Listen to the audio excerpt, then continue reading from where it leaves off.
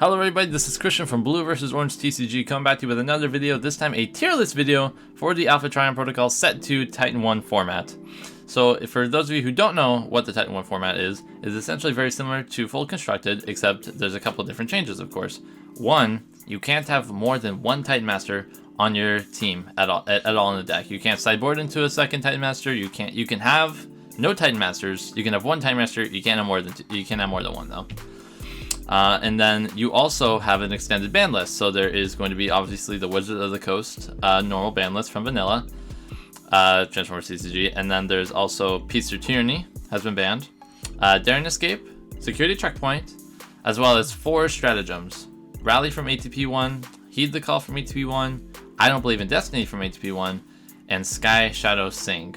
So with these bans and this restriction, it actually opens up the field a lot to a slew of really interesting, diverse deck lists that normally wouldn't be able to survive with things like Sky Shadow Titan Master, 3-headed Titan Master Quake, you know, a lot of these different things. Even some of the first ATP-1 stratagems that were built for those decks in mind can sometimes block out some other decks from seeing play, of course. But this Titan 1 format brings out a lot of really unique type of decks that you'll see, that I've seen. You can just see from the screen right now the decks I have selected from you. I have 19 different deck lists here. If that doesn't scream hugely diverse, I don't know what does. And frankly, I'm very confident I'm missing deck lists that I could be adding to this, but these are the ones that I've thought about and can add that I think are worth talking about in some extent, which is really exciting to me. So why are we talking about Titan 1 again instead of like Full Constructed or even like a Junkion format? Well, that's because this February we actually have the Alpha Trion Protocol Season 2 Invitational. The culmination of the Season 2 tournament series is going to come to a close on February, and the format for the Invitational isn't Full Constructed, it's Titan 1. So we're actually going to be going over that to help kind of give some awareness of where I think the meta is currently in the Titan 1 format with the rise of ATP-2 coming into the meta game. Again, just to preface, this is just a personal tier list. I have played in tournaments that use these cards. I have tested a lot of these decks. This is just what I think personally. I'm sure there's things I'm going to get wrong or you disagree with. Feel free to leave it in the comments what you think is wrong about my tier list or where you would change. And along with that, we also have a viewer question here, which is, what deck do you think is going to win the Season 2 ATP Invitational? Alright, with that, we are going to get started into this tier list. I am oh so excited. Starting off with the first deck here is going to be Airstrike Patrol. So a lot of these, I just have like single cards to kind of represent multiple varieties of decks. Because if I did as many varieties of each deck as I could, there'd be like 50 deck lists. I couldn't do it. So for example, Airstrike Patrol, we could be talking about a 5-wide team or a 4-wide team. I think as an aggro deck, this has a really unique place in the metagame that it actually can swap it. It can go from 5-wide to 4-wide really well. There's like back in the Wave 4 format when Airstrike Patrols were first announced, they saw a lot of success in the 4-wide builds because it was just enough for them to beat out other aggro builds in the Wave 4 metagame, and it was like it wasn't so wide that it struggled against like the tall control matchups as much as like say a 5-wide Airstrike Patrol team does. But we actually do now have like a lot more aggro decks in the metagame versus Wave 4 when they were first announced. So I've seen a lot more rise of like 5-wide Airstrike Patrol teams with characters like Fangry or Horrible in their lineup, and of course like the 4-wide teams. I have seen a General Prime Airstrike Patrol just due to that flexibility that they have, being able to go to different widths. I set them at a nice tier 2 spot. They have a good matchup against a lot of the aggro decks here in this list. They do struggle a lot with some of these control decks that we're going to be talking about later on. And again, of course, Tailwind being able to allow your Airstrike Patrols to get that +2 attack, +1 defense on defense whenever you just flip a green is always going to be really good. Anytime there's a orange-green action that gets introduced into the game, you're always going to be coming back to Airstrike Patrols because they have left their place in the metagame. They've definitely seen success recently. I've seen them played like more than any rogue deck. I wouldn't put them any higher than tier 2, but I think if you were to take these into a tournament and against any specific aggro matchups, I think you're going to be in a pretty good spot. Just to preface this again, as we kind of go along, these are just opinions. I do believe that any of these decks, even the rogue spot, does have potential to top 8 an Alpha Trion Protocols tournament. A new card here in ATP-2, this is Soundwave. So if you don't know what Soundwave does, he is a leader specialist, truck in alt mode, that has focus, and then when you flip to this mode, you actually get to scrap a card from your hand, and then you can use the revenge ability of one of your KO'd Spy Patrols in the KO area. Now, how do you get Spy Patrols into the KO area? Well, in his bot mode, he's a 5/16/1, where whenever he attacks, you get to draw a card, and then you get to put a KO, you get to KO a Spy Patrol from outside the game into the KO zone. Spy Patrol or cassette, or a mini cassette that you haven't already had on your field or KO zone into the KO area, and he gets +1 attack and defense for each one, up to +3 attack and defense. So once he's fully decked out with Spy Patrols in the KO zone, he gets to be an 8/16/4 in bot mode, and then you can flip back to alt mode and be able to use any of your KO'd Spy Patrol's revenge abilities. So this is going to be things like Rumble's Revenge to deal 2 damage to an enemy, Rat Bat to espionage a card out of an opponent's hand, or the new one from ATP-2 Overkill, which has 2 revenge abilities, one on each side. The one in alt mode lets you draw 2 cards, and the one in bot mode actually lets you put an enemy upgrade on top of the enemy's deck. So this deck is incredibly strong. There is so many different variants that I have seen of Soundwave floating around, from aggro, from mixed, from control. I've seen like Soundwave and Quake do really well. I've seen Soundwave with 2 7-star aggro characters like Fangry and Barrage do pretty well. I've seen Soundwave Jazz, Soundwave Fire Drive. I've seen so many different Soundwave variants that I have to easily put this character in the tier 1 spot. For one, his abilities are incredibly strong. He is a very versatile character. The way his character works and being able to be like this toolboxy type character with having by using the revenge abilities of your KO Spy Patrols, and the fact that whenever you attack, you draw a card, so you're building up this huge hand size, and you can just leverage your other 2 support characters incredibly well, being an 11-star character. Having 2 7-stars in that lineup, or even like a 9 and a 5, is a very strong team foundation, especially for control decks, for mixed decks, even aggro decks. I have to put this guy at the tier 1 spot. He's seen a lot of play recently. He's incredibly flexible, not just how you play him, but in so many different ways you can build a deck like this. So when you go against a Soundwave in a tournament, sometimes you have to get a feel just from what team he lines up in front of you. Just like, okay, I'm not sure exactly. Are you control? Are you mixed? Are you aggro? I'm not exactly sure, so I have to kind of figure out in the early game how you're going to play, and I have to adapt my strategy to that, and I think that's what is one of Soundwave's biggest strengths, and that's why he's going to be a tier 1 spot for me. Next deck that we're going to be talking about is actually Blaster, so I'm actually going to comfortably fit Blaster in the rogue category. Blaster, kind of similar to the Airstrike Patrol, is a 4-white aggro deck that has seen a lot of play in the Wave 3 format and has really dipped off since Wave 4 in that heavy control format that Blaster really does struggle against. Blaster really does not like the tall control decks. Blaster does still do a lot of really neat unfair things. Being able to play a card from the top of your deck going first is still a very strong ability. Sometimes it can whiff, sometimes it doesn't though, and you can just get like a grenade launcher or a reckless charge off the top turn 1, and you can just crack an enemy for like 9, and that can just sometimes just win you games right there. Not even to mentioning the fact that his cassettes have so much like synergy with the deck build, and with Ramhorn being able to have like a Scrapnel-like ability and being able to play a white armor from your hand when he defends, so things like a Force Field or even Medic's Protective Field in the very early game to help kind of keep your little guys alive so they can attack another day, is something that Blaster really does excel at. There are some Wave 5 cards that I think really have helped Blaster out from the Wave 4 metagame going into Wave 5 and onwards. The first one being Fangry. He used to pair very well with Blaster, 2 cassettes, and a 7-star Battlemaster as a first turn attacker. I actually think Fangry has exceeded every Battlemaster and 7-star spots in, I guess, every lineup that's with a 7-star, to be completely honest. Especially in aggro decks, so being able to like play a grenade launcher on Fangry turn 1 from a Blaster flip and attack into a big guy with an extra bold 2 is something that is just debilitating. We actually have a Blaster deck going on right now in this is being recorded currently for the January Titan 1 monthly event, and we have a Blaster deck that is in top 8 right now and only lost twice going into, or only lost once, I'm sorry, going into top 8. He lost to a Menosor deck, but otherwise he was 5-0 going into round 6, and it was so cool to see this old deck with just like a couple new toys and a new format that has a lot more mixed variability of what you're going to play against, see some success. I still put him in a rogue spot. He still doesn't see a lot of play currently. I could see him if he gets more and more play in the future from other players. I could see him fitting more in a tier 2 spot, but currently I would definitely put him as rogue. You don't see him a lot. He still suffers from the same problems that normal Blaster suffers from.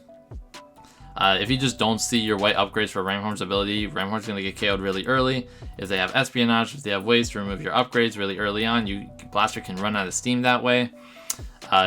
Mission Briefing does help from Wave 5 to kind of alleviate that feeling of running out of gas with Blaster, but it's still just a problem that just can kind of come up playing Blaster, and I think he fits fine in a rogue spot right now. Alright, next up we have Straxus Lives, aka Darkmount deck. So Darkmount got a stratagem in ATP-1 that for a start, he gets an extra +4 health, he becomes a leader in both modes, and when you put an armor on Darkmount, you get to pair 1 damage from it. So Darkmount, I would say, fits in a little bit more of a weirder spot here in the Titan 1 format. I would say he actually, the best deck that fits him well is actually a full constructed deck with Sky Shadow.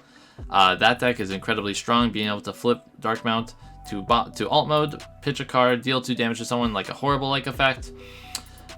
His bot mode is also very strong with a lot of characters being ranged. He getting just base 5 defense defending against like those range characters is super good for an aggro deck. Being able to just like deal hits and then just take hits back is super cool. But of course this isn't Sky, but of course Sky Shadow Sync is banned for Titan 1, so he has a lot fewer options, I would say.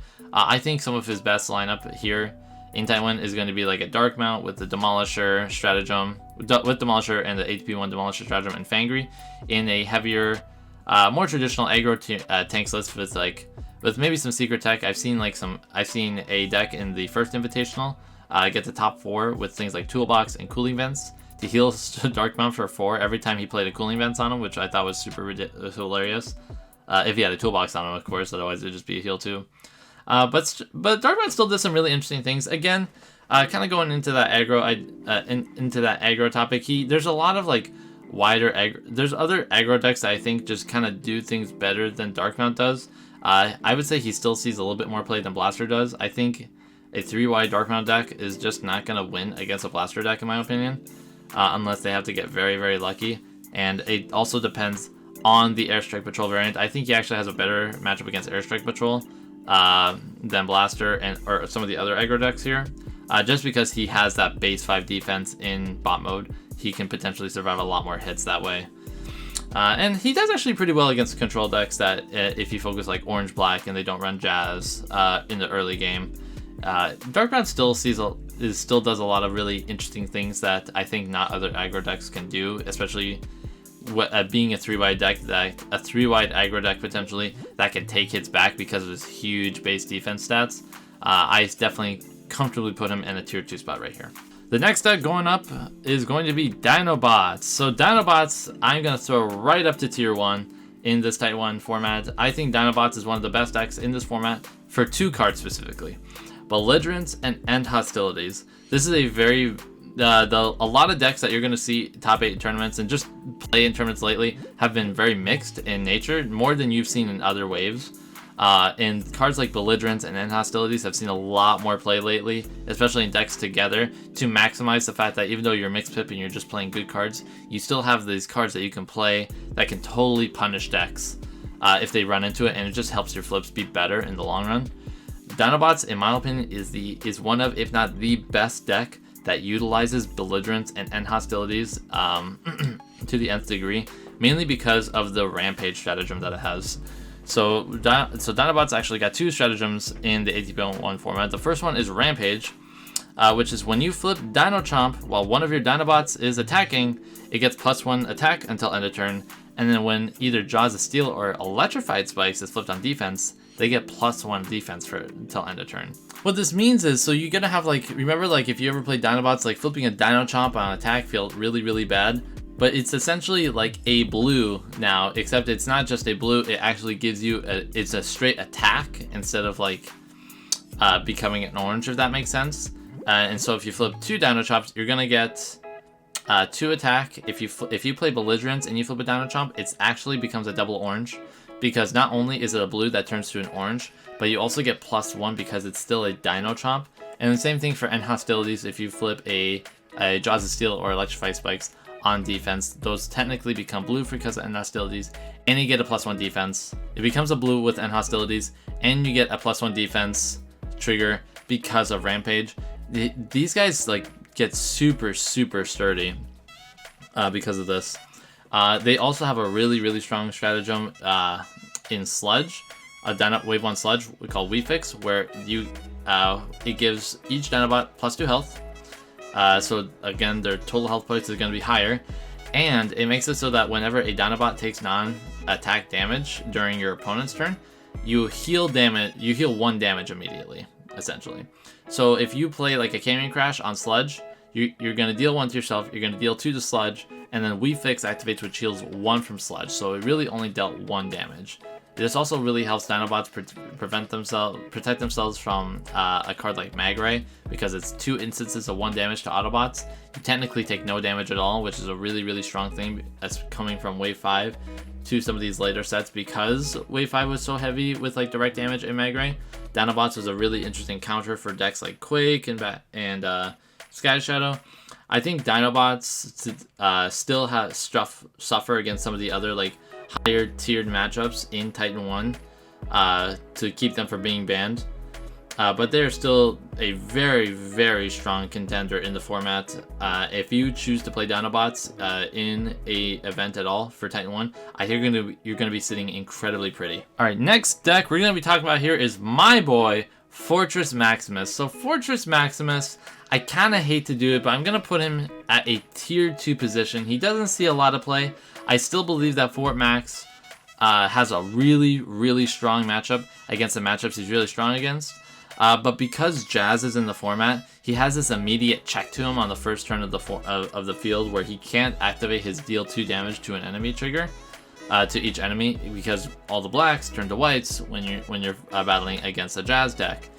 That being said, I feel like that isn't a good enough reason to not run Fort Max, because the matchups that Fort Max does go against, he does really well against.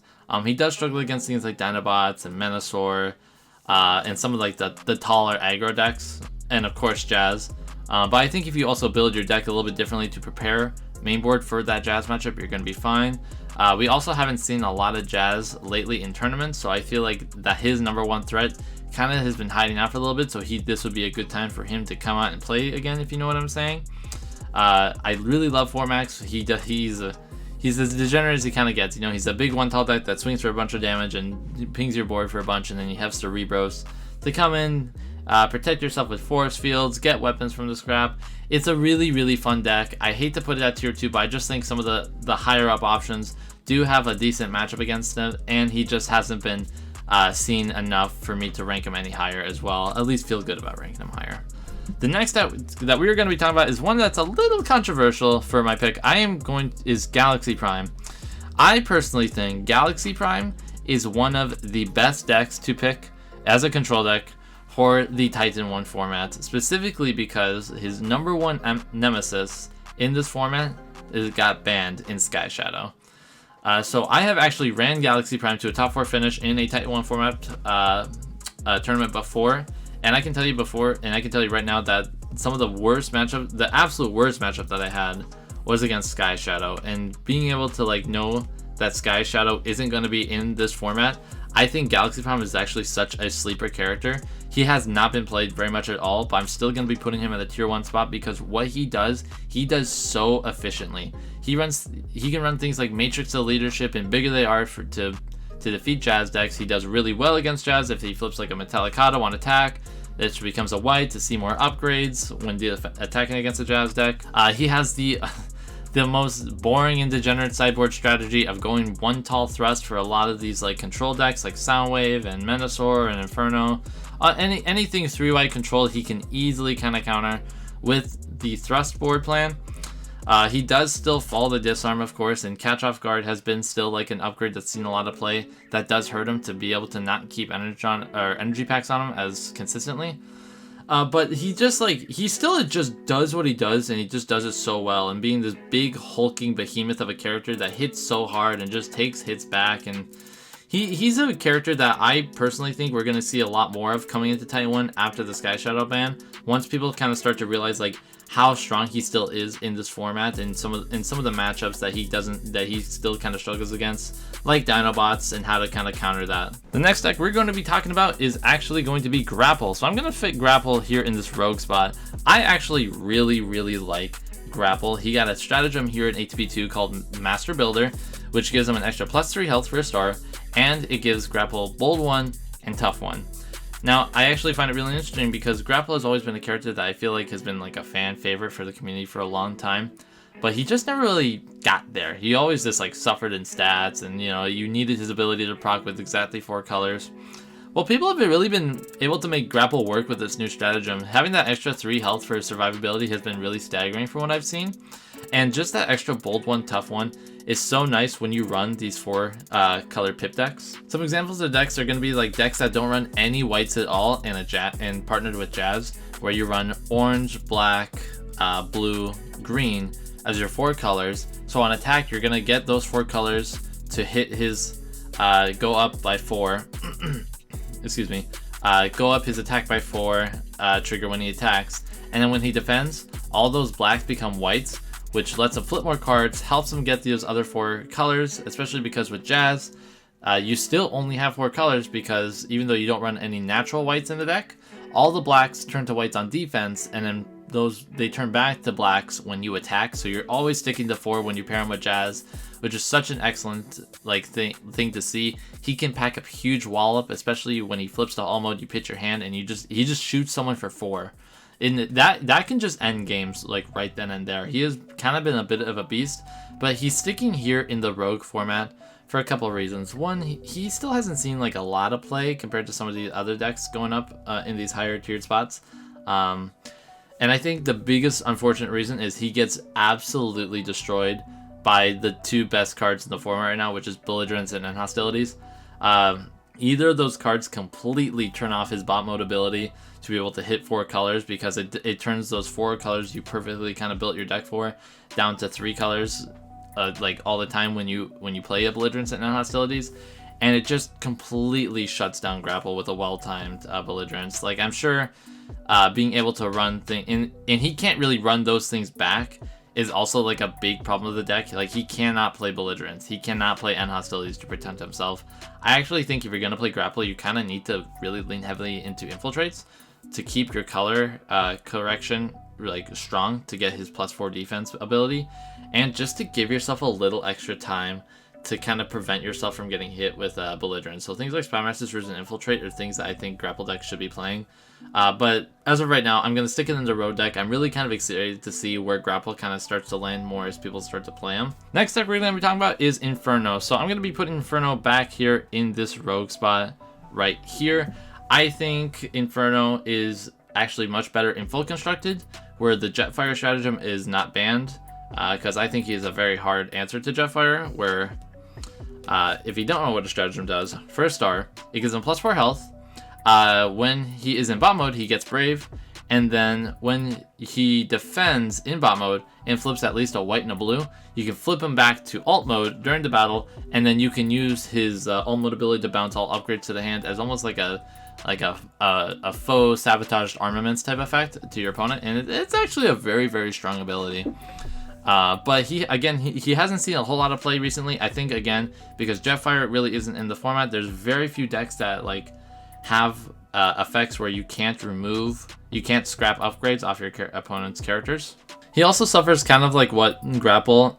He also suffers from the problems that I think Grapple also suffers from. He gets really hit hard by Belligerence, and he also has like his timing for attacks is always kind of awkward. Like, he kind of wants to attack first, so you get the Brave triggers to go off really early on. But at the same time, by doing that against some of these like other control decks, you're gonna lose the race to set up faster than they do, and they just get bigger than you, and you just kind of start losing steam. And again, it just kind of like falls into that category of like he has a really good answer for things that the meta calls for. Now, I will tell you that I will gladly put Inferno up to tier 2 if we start to see a big slew of Galaxy Prime type characters, because Galaxy Prime, Disarm is his #1 enemy.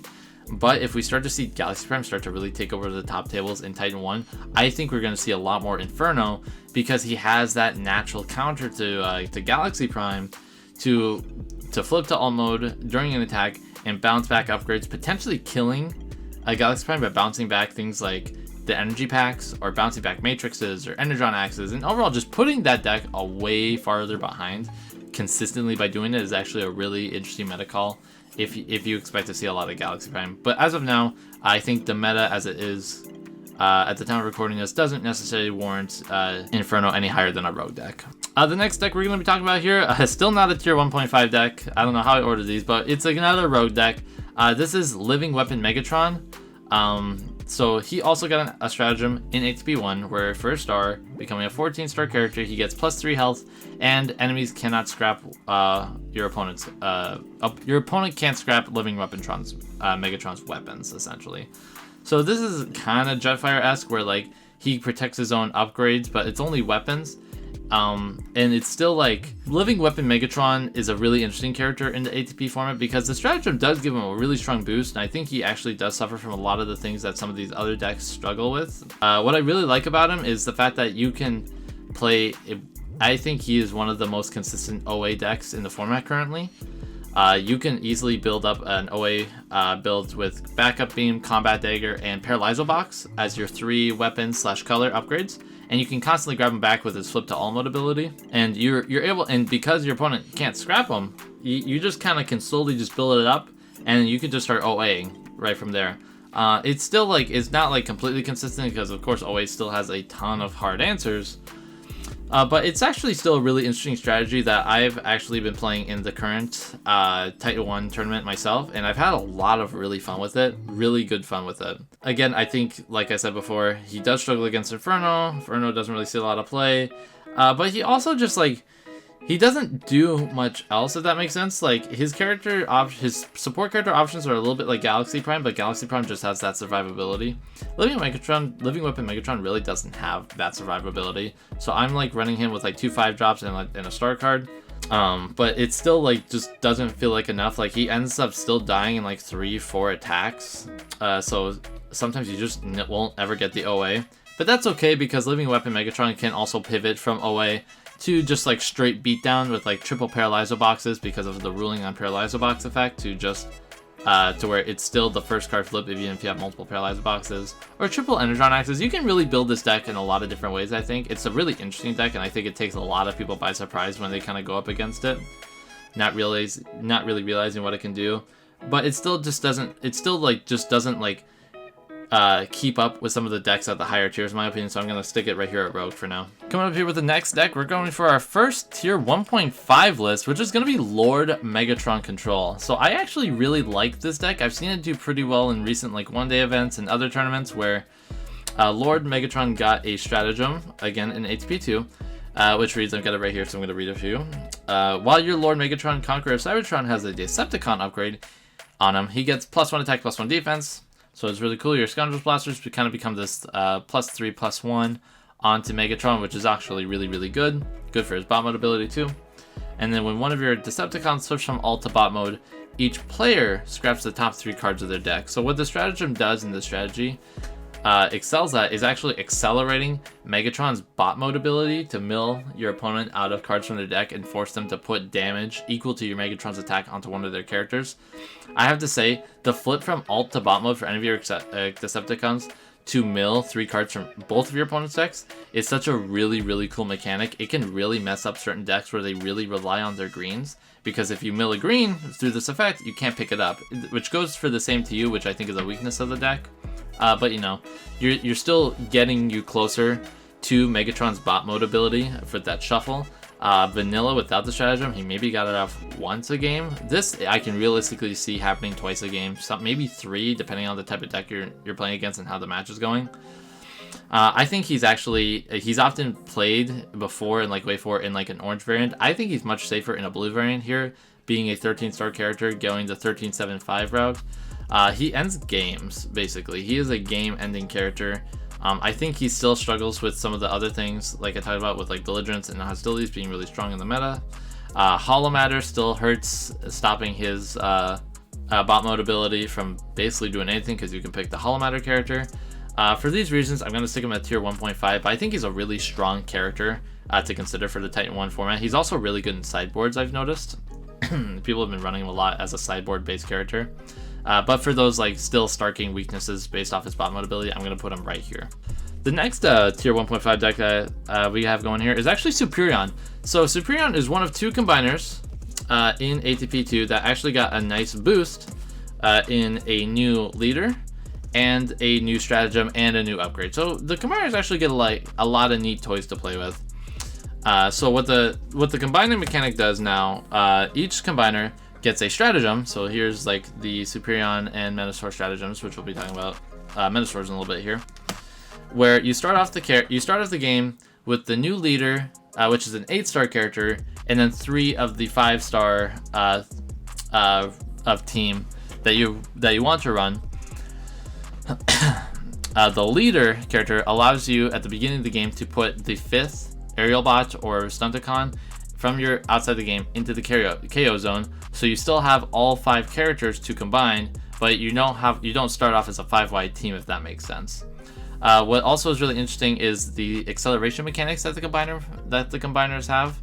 Superion, the leader, when you flip to while he is in bot mode, the new Silverbolt, whenever an aerial bot flips a blue-black when attacking, you can flip that aerial bot to another mode. So what that does is it also kind of fixes one of the other problems of combiners, where they just had so much damage on them when they combined, that you can actually combine a lot earlier with this acceleration ability. It's still not guaranteed, so it's not you're not always going to be combining on turn 3, but you're actually going to still like get there much faster and more consistently than you would have before, which is a really cool mechanic. The stratagem also acts as the Enigma. You can still run an Enigma, but what this does is at the end of turn, if you have all 5 characters in bot mode, you can combine, and then you can flip this stratagem, which has an effect for the combined form, which for Superion gives them +1 attack and +4 health to kind of make up for having a character in the KO zone already at the start of the game.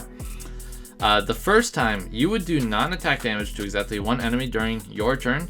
Instead, do that much damage +1. So it's like a reverse defensive driving ability, where when you combine into Superion, if you hadn't done direct damage that turn previously, your Bolt of Lightning effect on combine, instead of dealing 3, it's going to deal 4.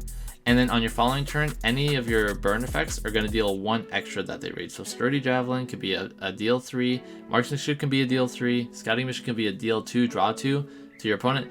It's a really, really, really strong ability. It really ties in with Superion's ability of like kind of play style of always kind of pecking at your opponent's characters with direct damage. And then each of the combiners also has something called like a cornered ability, where if they have at the start of your turn, if your Superion Sky Protector has at least 30 damage on it, you get to draw a card. So once you get later into the game and he starts to kind of start wearing down on health, he gets a second ability where he always has Pocket Processor activated to essentially. Now, I really, really, really like the combiners in Titan 1 and just in general with the new stuff that they're given. I think they're excellent decks now. Superion, I'm going to stick in tier 1.5 though, because he still really struggles with a lot of the problems that aerial bots suffered from before this. For example, early turn Mag Rays still going to deal like 8 damage. For example, like an early game Mag Ray still going to deal like 8 damage to you. It's just still ridiculous. Armored Hovercraft still deal a ton of damage. Photon Bomb. Even Jazz is a hard counter to Superion, being able to like turn off the acceleration ability completely because you're not going to be able to flip the black on attack. It's something that has actually steered a lot of people away from playing Superion. But playing it myself and seeing other people play, it's still a very excellent choice. You just need to prepare for those matchups that you know you're going to kind of struggle against and that you think you're going to see. Next character we're going to be talking about is Major Shockwave. So Major Shockwave, again, I'm going to be sticking in the rogue category. Major Shockwave I actually really like in this format as a rogue deck because there's a lot of decks in here in this format that actually relies on having like kind of a big hand, like Soundwave and Perceptor and Menosor and things like that. And Shockwave's ability to be constantly ripping cards out of your opponent's hand is actually like very relevant for the state of the game that we're in.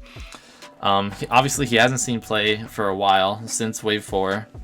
And again, that was kind of because like the whole system of like being a really tall defensive deck, like Shockwave, just kind of started to wane a little bit when like Orange, Black, and Pierce started to really become heavily. With Jazz in the format, Shockwave has a little bit more room to shine, but he still struggles against like some of the other control decks, like in Wave 4, where like Galaxy Prime, he just kind of does things better than Shockwave.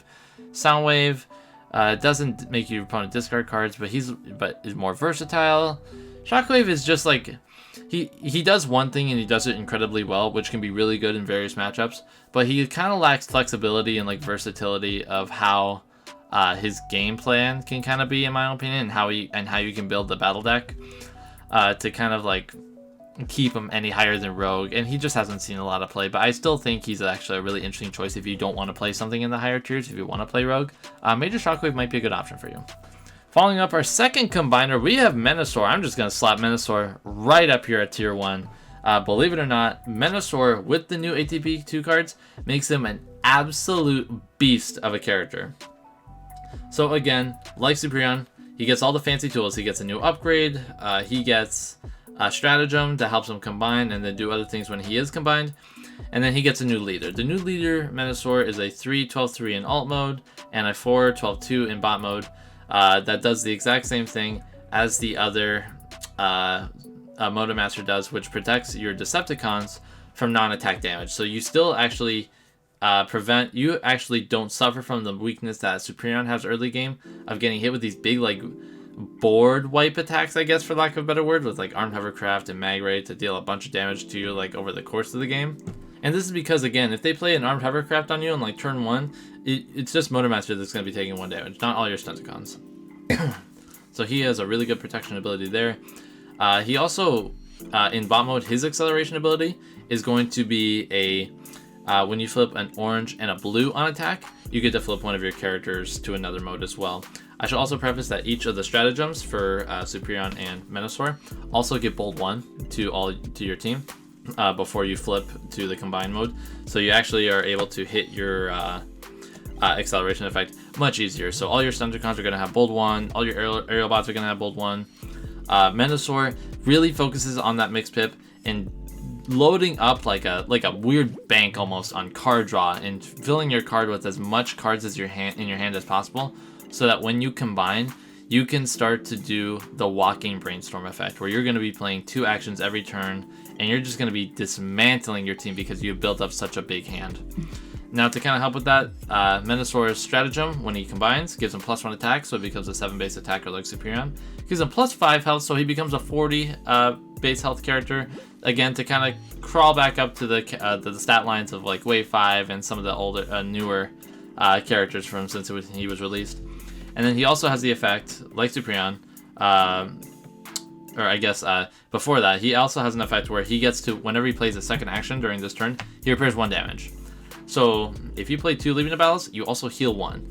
If you play 3 War of Attritions, you still get to play a second action, because the War of Attrition play more actions effect is on the War of Attrition card itself, and it's going to be heal 4.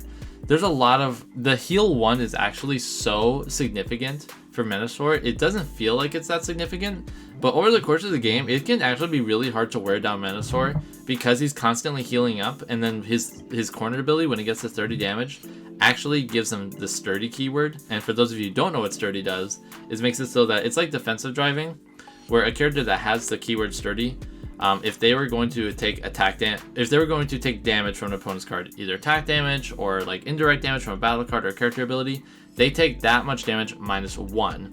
So now once Menosor gets to that threshold of 30 damage or 10 health left, he becomes even harder to kill, because like if you only get like +1 or Pierce 1 into Menosor while he has 30 damage, it technically becomes 0, because that Pierce 1 would go down to -1 because of sturdy.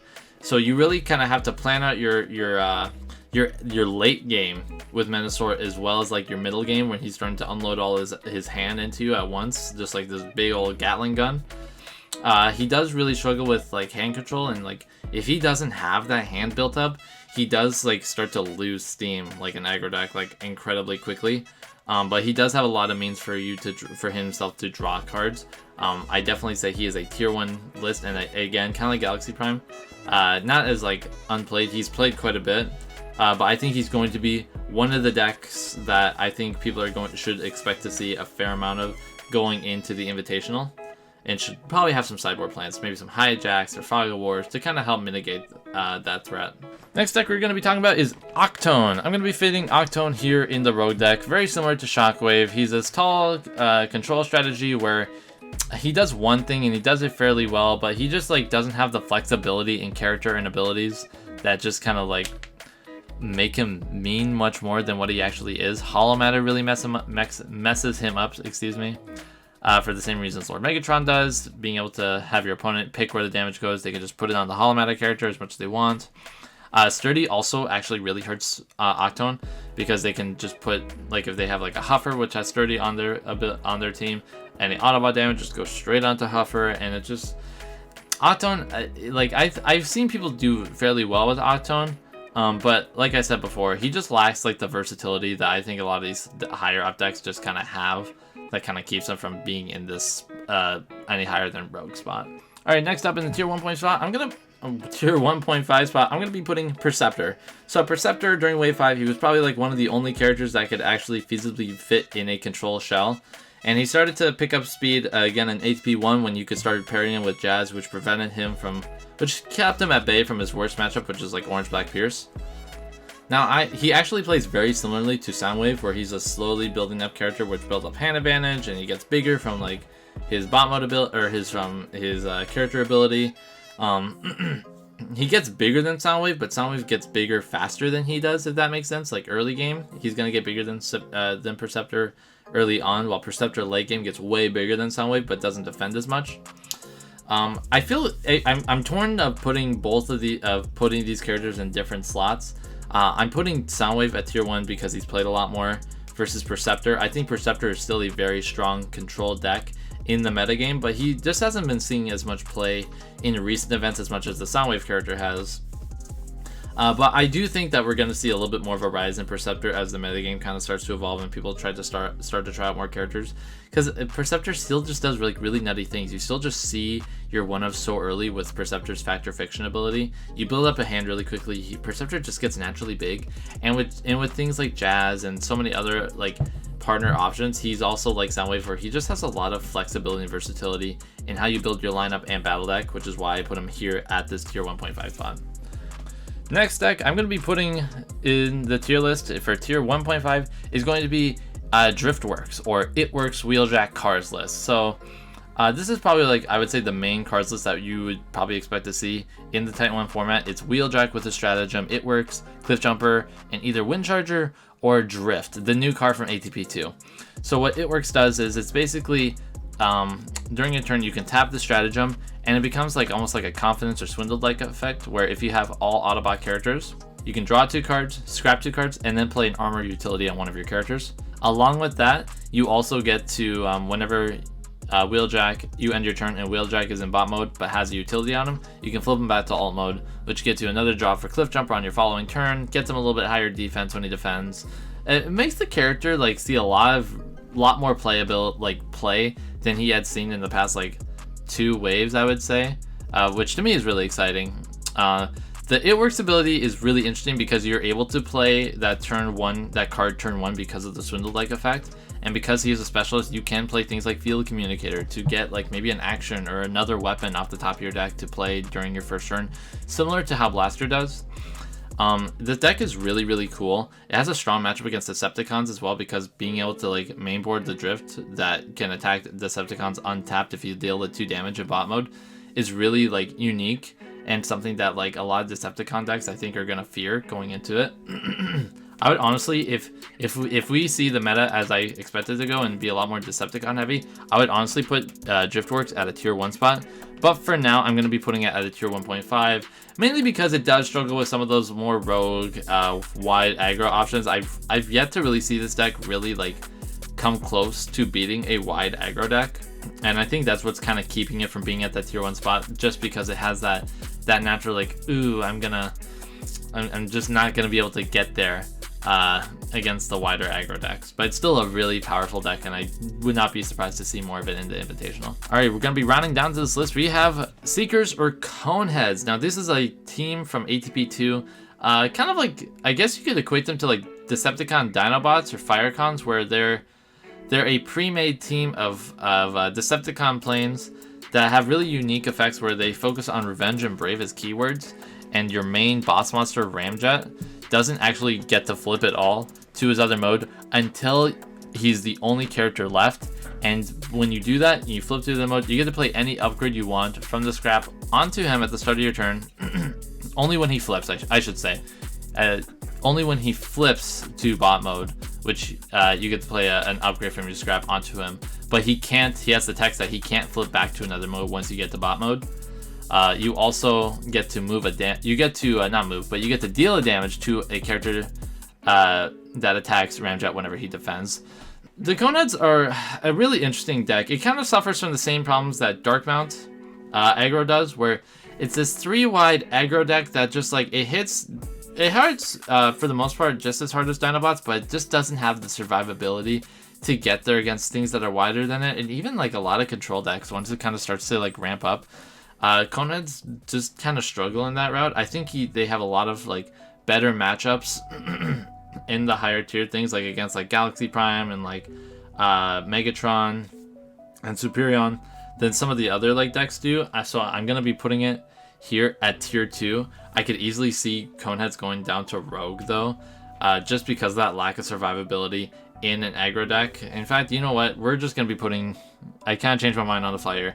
We're putting Coneheads here at Rogue. I kind of hate to do it. I really love the theme of the team and what they kind of do and offer of having this big character that you want to protect with Brave, and once the other characters die, they have revenge abilities that let you grab like blank actions from the scrap and like play weapons onto your other seekers, but it just does not have the survivability, I feel like, to make it as an aggro deck in this type of metagame currently, and maybe that'll change in the future, but for now I'm going to be sitting it right here at a Rogue spot. Now the last deck here is actually going to be another tier 2 deck. So this is Sound Blaster. So Sound Blaster you've heard from Wave 4, where he's that guy that loves black weapons. When he attacks, you get to play a black weapon from your scrap onto him. You flip him, you get to move a weapon and give it +1. I actually really like this as a 3-wide aggro deck. It does a lot of things similar to Darkmount 3-wide aggro, where being able to play like a Crystal Power on attack and get to keep it for the defense actually gets to keep him Sound Blaster fairly healthy through the course of the game,